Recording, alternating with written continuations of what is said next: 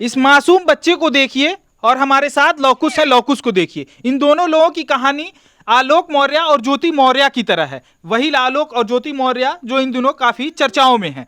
क्या है इनकी कहानी, इनसे जानने की कोशिश करेंगे। लेकिन आपको बता दें कि इन्होंने भी अपनी पत्नी को पढ़ाने के लिए, एक सक्षम बनाने के लिए और उनकी कामयाबी के लिए इनका पूरा हाथ है। इन्होंने अपनी पत्नी को पढ़ाया लिखाया और कामयाब बनाया, नौकरी भी दिलवाई। लेकिन सफलता पाते ही इनकी पत्नी ने इन्हें छोड़ दिया और दुबई का रुख कर लिया। क्या थी पूरी कहानी, इन्हीं से जानने की कोशिश करेंगे। क्या आपकी कहानी भी आलोक मौर्य और ज्योति मौर्य की तरह है?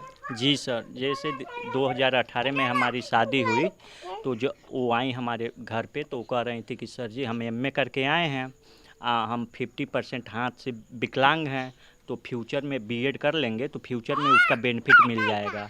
तो हमने बीएड में एडमिशन करा दिया। फिर 6 महीना हम लोग साथ में रहे। फिर हम नोएडा चले गए जॉब करने के लिए। तो हम नोएडा जॉब करने के लिए जब गए तो उसके 1 महीने बाद ये लगी कहने, पेचिश करने कि नहीं हम भी आपके साथ रहेंगे, हम भी जॉब करना चाहते हैं। तो हमने इस पे आपत्ति भी जताई कि नहीं यार, अभी तो 6 महीने शादी हुई है, आप घर पे रहिए। तो इनके भैया बस के द्वारा वहाँ पे भिजवा दिए हमारे पास, और लगे लोग कहने कि नहीं ये भी जॉब करेगी, कहीं पे आप जॉब लगवा दीजिए। तो मदरसन सुमी सिस्टम लिमिटेड नाम की एक कंपनी है नोएडा सेक्टर 1 में, हमने वहाँ पे जॉब लगवा दिया। हम भी जॉब दूसरे कंपनी में करने लगे। सब कुछ अच्छा चल रहा था, कोरोना काल तक सब कुछ अच्छा चला। उसके कुछ दिनों के बाद मेरा बच्चा पैदा हो गया 18 अप्रैल 2020 को। फिर हम लोग ईएसआई में भर्ती हुए। उसके बाद डिस्चार्ज होने के बाद हम लोग घर आए, 10 दिन हमारे घर पे रहीं। उसके बाद उनके चाचा बुलाने के लिए आए तो मायके चली गई। फिर कुछ दिन हम घर रहने के बाद जॉब कंटिन्यू करने के लिए नोएडा चले गए। तो ये 6 महीना जब इनका सेशन पूरा हुआ तो ये 17 या 18 अक्टूबर को 2020 में नोएडा गई मेरे पास बच्चे को लेके। तो लगे कहने सर जी हम अपना जॉब कंटिन्यू करना चाहते हैं, हम बच्चे को नहीं देख पाएंगे, खुद अपना काम सही से नहीं कर पाते हैं तो बच्चे का कैसे कर पाएंगे, वो भी 12 घंटा दिन में। तो और इनके भैया हमारे साढ़ू भी डिस्टर्ब करने लगे, हमको दबाव बनाने लगे कि अगर बच्चा आप देख लेंगे, उसको जॉब में कोई नहीं दिक्कत है तो आपकी पत्नी है, हेल्प कर दीजिए। इसलिए हम उनकी बातों को मान के अपना जॉब छोड़ दिए और बच्चे को लगे देखने। यानी कि आपने अपना जॉब छोड़ दिया बच्चे को देखने के लिए, और पत्नी को अपने इजाज़त दी कि वो मतलब अपनी जॉब कंटिन्यू कर सके। इजाज़त नहीं, जैसे उनको खुद वो था कि नहीं हम अपना जॉब कंटिन्यू करेंगे तो हमको कोई दिक्कत नहीं होगा, अब बच्चा को देखेंगे तो हमको ज़्यादा दिक्कत होगा, इसलिए हम मान गए सर। अमूमन देखा जाता है कि पुरुष प्रधान क्षेत्र माना जाता है नौकरी करने को और इन सब चीजों को लेकर, और गृहिणी इसीलिए कहा जाता है पत्नियों को कि वो घर बार चलाती है। लेकिन यहाँ पे सीधा उल्टा आप बता रहे हैं कि दूसरी चीजें हो रही, जैसे कि एक मूवी भी आई थी क्या करके, ऐसे कुछ समथिंग एक मूवी आई थी, इसमें भी ऐसी ही कहानी थी। तो आपकी कहानी ऐसी ही थी? जी सर, जैसे हमारी पत्नी विकलांग अगर नहीं होती तो मैं बच्चा नहीं देखता। जैसे कोई भी पत्नी या हस्बैंड होता है सर तो प्यार होता है, तो कोई भी किसी की ये नहीं है ना कि वो बधुआ गाय है, जैसे खूंटे से बांध दो, उसकी इच्छाओं को ना हम आगे ले जाएं। जैसे वो अगर बच्चा नहीं पाल पा सकती हैं तो हम भी पाल अगर लेते हैं तो इसमें क्या बुराई है। मतलब फिजिकल उनकी कंडीशन को देखते हुए आप ये बातें कह रहे हैं कि फिजिकल कंडीशन उनकी नहीं थी तो उन्हें हमने जॉब करने दिया और आपने घर की कामों को मतलब उठाया कि घर के काम करेंगे। तो ये हुआ कि हम अपनी पत्नी को ही आगे बढ़ाने के लिए कर रहे हैं सर। ऐसा तो है नहीं कि हम कमा नहीं पाएंगे या हम भी विकलांग हैं, हम तो सक्षम हैं, हम भी पढ़े लिखे हैं, जॉब कर रहे थे, लेकिन उनकी फिजिकल कंडीशन अच्छा नहीं था, इस वजह से हम बच्चे को देखे हैं। उसके बाद वो लगी कहने बाद में कि सर जी नहीं ये कंपनी विदेश भेज रही है, ऑफ़र दे रही है, मैं विदेश जाऊंगी। तो इस पे हम आपत्ति भी जताए, लेकिन उनके घर वाले और हमारे साले और हमारा साड़ू लगा दबाव देने के। आपने आपत्ति क्यों जताई थी बाहर जाने की? जैसे बच्चा छोटा है, वो मम्मी का दूध पिएगा तो ताकत भी होगी, और मम्मी का दूध कोई भी दूध से ज़्यादा अच्छा होता है ना। यानी बच्चे के पास माता जी रहें और सारी परवरिश उसकी अच्छे से हो सके, इस वजह से आप ये कदम लिया। लेकिन वो लोग दबाव इतना बनाने लगे कि हमको कहे कि चलो पासपोर्ट बनवा देते हैं, तो कंपनी विदेश भेज दी। और विदेश में भी 1 साल तक 12-13 महीना रहने के बाद सब कुछ अच्छा चल रहा था। दोनों टाइम फ़ोन करती थी, वीडियो कॉलिंग बात भी करती थी, पैसा भी देती थी खाने पीने के लिए, कोई दिक्कत नहीं था। लेकिन कुछ दिनों के बाद एक लड़का लगा डिस्टर्ब करने उनको, तो बताएं कि वो कई नंबर से जो है फ़ोन करता है सर जी और डिस्टर्ब करता है। इसी बात को हम अपने ससुराल वालों से कहा, तो हमारे ससुराल वालों जैसे हमारे साले थे तो वो हम पे भड़क गए, डिस्टर्ब लगे कहने कि तुम कौन होते हो मेरी बहन के बारे में ऐसे अभद्र टिप्पणी करने वाले। तो हम कहे भाई वो आपकी बहन है, अगर डिस्टर्ब कोई कह रहा है, मैं आपसे ये बात कह रहा हूँ तो आप उसको एक बार देख लीजिए, फ़ोन करके पूछ लीजिए। तो कहा कि नहीं तुम ऐसे हो, तुम बहुत हरामी हो, ऐसे हो, तुम बच्चा देखो तुम्हारे पास मेरी बहन नहीं जाएगी। अब मैं होशो हवास में स्टाम्प पेपर पे लिख के देता हूँ कि वो तुम्हारे पास नहीं जाएगी, तलाक देगी।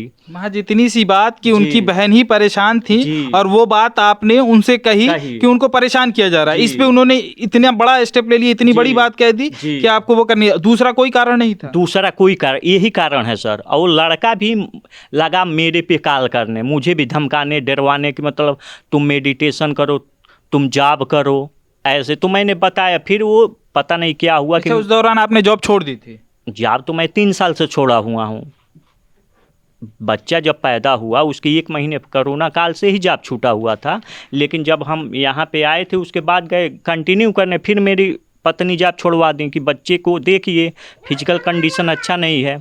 फिर ये सारी चीज़ें हुई, तो जब वो मैं कंपनी में गया, परेशान हो गया बच्चे को लेके, तो कंपनी उनको डिसमिस कर दी, बुला लिया कंपनी इंडिया में कि आप अपने बच्चे को देखिए। 16 मार्च को आई इंडिया पे, तो कहने लगे कि हम तुमको तलाक देंगे, और वो मुकदमा दायर करके चली गई। इस दौरान जैसे उन्होंने तलाक की बात कह दी आपसे, जी। और उससे पहले वो वहाँ पे थी, उनको कोई परेशान कर रहा था, तो ये बात भी आपको बताई। जी। इस दौरान आप दोनों के बीच में सारा चीज़ें सही थी, जी। इस दौरान कोई बात दूसरी नहीं हुई थी, कोई बात डायरेक्ट तलाक की बात हो गई। अब वही मेरा साला लगा कहने कि वो तुम्हारे पास रहेगी ही नहीं, तुमको तलाक देगी, तुम अच्छे नहीं हो, तुम बच्चा देखो, अपना देखो, कमाओ खाओ, और हमारे घर पे मत आना। आपकी पत्नी का क्या कहना था? वो उस समय नहीं उतना वो नहीं कहीं अपने मुंह से कि हम आपके साथ नहीं रहेंगे। लेकिन जब वो इंडिया आई तो तलाक का मेरे पास सम्मन आया, तो मैंने गया वहाँ पे महाराजगंज डिस्ट्रिक्ट पे, वहाँ पे ये एप्लीकेशन वो दायर करके तलाक का गई हैं। तो तलाक तो का आप कह रहे हैं कि मतलब जब वो वहाँ पे थी, बाहर जी। दुबई में थी, तो जी। उनका इस तरह का कुछ भी नहीं था, उन्होंने जी। आपसे नहीं कहा था तलाक के लिए? जी। यानी आपका मानना है कि घर वालों के अपने मतलब जी। अपने मायके वालों के दबाव में आकर उन्होंने ये बात कही है? अब वो तो यही वो जाने या उसके घर वाले जाने, लेकिन ये तो सरासर धोखा है सर, कि कोई पीठ थपथपा रहा है और कह रहा है कि हम तुम्हारे पास नहीं रहेंगे। ये भी तो है। तलाक का मुकदमा दायर करके वो चली गई, बाद में कह रही हैं कि सर जी जो विकलांग का सर्टिफिकेट है उसमें वो मत लगाइएगा, मेरी कितनी बेइज्जती होगी। उन्होंने बताइए तलाक का जो समन आपको भिजवाया होगा, उसमें रीजन दिया होगा, तलाक किस वजह से वो तलाक लेना चाहती जैसे हैं? उसमें लिखा गया है कि घरेलू हिंसा करता था। तो मैं सर कभी झगड़ा नहीं हुआ, तो घरेलू हिंसा, और मेरे पास 18 महीने से नहीं है, तो घरेलू हिंसा कैसे मैं करूँगा बताइए आप। और इससे पहले कोई रिपोर्ट भी नहीं लिखवाई गई थी घरेलू नहीं, हिंसा की, कभी डायरेक्ट नहीं। तलाक के पेपरों में आया? जी, डायरेक्ट जब हम कोर्ट में गए तो वहाँ पे वकील से पूछे तो कह रहे हैं कि ये तलाक का मैटर है आपका। तो मैं फ़ोटोकॉपी करके उसको लाया हूँ यहाँ पे, तो उसमें तीसरे पॉइंट पे देख लीजिए लिखा हुआ है कि हाथ उनका टूटा हुआ बतला के शादी किया गया है, और यहाँ पे उनका सर्टिफिकेट है कि वो हैंडीक्रैफ्ट मतलब कि तलाक की चीज़ों में जो उन्होंने दावे किए हैं जी। वो हाथ टूटने का है, जी। और पेपर में हैंडीकैप का पेपर दिया हुआ उन्होंने, तो ये सारी चीज़ें हैं। जी। तो इसके खिलाफ आपने कुछ कार्रवाई नहीं की? आपने अपने वकील को कोई चीज़ें नहीं बताई? तो अभी तो जाना है जैसे वहाँ पे। अच्छा, क्या ये सारे मामले चल रहे हैं? जी, तो अभी जाएंगे तो वहाँ पे जवाबदेही लगाना पड़ेगा कि कैसा क्या है, वो तो आगे फ्यूचर में होता रहेगा। तो इस सारे मामले में आप क्या चाहते हैं? हम तो बस ये चाहते हैं सर कि हमारे बच्चे की माँ आए, इनके साथ रहें, क्योंकि इसका फ्यूचर है। ये बच्चा भी तो जाने मेरी माँ होती है, नहीं तो ये फ्यूचर में कैसे जानेगा कि एक माँ भी होती है। मतलब आज भी आप सारी चीज़ों को भुलाकर अपने बच्चे के परवरिश के लिए और अपने बच्चे के भविष्य के लिए जी। सारी चीज़ों के समझौता करने के उसमें हैं? जी सर। एक बच्चे को आप देख सकते हैं सर, अगर इसकी माँ न मिले तो फ्यूचर में ये क्या अच्छा बच्चा बन पाएगा? बताइए। अभी जो अभी लोग किस तरह की दिक्कतें होती है आपको बच्चे को पालने में? ये देखिए, जैसे ये बच्चा है, जैसे इसके मन में कभी आ जाता है कि मम्मी मम्मी, चलो मम्मी के पास चलो, मम्मी से बात करेंगे, जैसे पहले बात करता था, तो अब देखिए अब मैं कहाँ पे ले जाऊंगा मम्मी के पास? तो हमारे साथ लौकुश थे, लौकुश ने अपनी कहानी बताई, लेकिन इन सभी कहानियों को देखने के बाद और इनकी जो इन्होंने बताया, ये सब सुनने के बाद एक बात जो निकल के आती है कि अगर किसी पत्नी को अपने पति से कोई शिकायत हो सकती है, वो मामले हो सकते हैं। उन्होंने जो घरेलू हिंसा का और सारी चीज़ें उन्होंने तलाक के मामले में लगाया है, लेकिन ये मासूम बच्चा है पीछे। इस मासूम बच्चे को देखिए, महज 15-16 महीने के उम्र में ही उस बच्चे को उसकी माँ ने छोड़ दिया, उसकी माँ उसको छोड़ के चली गई। आखिर अगर इन सारे मामलों को उठा के देख लिया जाए कि अगर एक पति पत्नी के बीच का अगर कुछ मसला है, कुछ विवाद है, उसमें इस बच्चे की, इस मासूम बच्चे की क्या खता है, इस मासूम बच्चे ने क्या किया था? क्योंकि जब परिवार बढ़ता है, सारी चीज़ें होती हैं, तो एक जिम्मेदारी आती है। बच्चा बहुत बड़ी जिम्मेदारी है। अगर इस बच्चे की जिम्मेदारी वो ना ले सकती थी तो इतना बड़ा स्टेप भी नहीं लेना चाहिए था। ये तमाम कहानी थी। इस कहानी के बारे में आप क्या सोचते हैं, आपका क्या व्यू है, वो आप हमें कमेंट बॉक्स में बता सकते हैं। फिलहाल इस कहानी को आलोक मौर्य और एसडीएम ज्योति मौर्य से जोड़कर देखा जा रहा है। जिस तरह से ज्योति मौर्य ने आलोक मौर्य को छोड़ा था, ठीक उसी तरह से लौकुश की बीवी ने इन्हें छोड़ दिया है। इस मामले में आगे क्या होता है, हालांकि ये लौकुश का पक्ष था जो हमने आपको बताया। लौकुश का ये भी मानना है कि आप इनके ससुरालियों का जो पक्ष है उसको भी देखा जाए। हालांकि इस वीडियो पे आपका क्या कहना है, आप हमें कमेंट बॉक्स में ज़रूर बताइएगा। मैं जमात सिद्दीकी, आप देख रहे थे मीडिया लैंड नेटवर्क।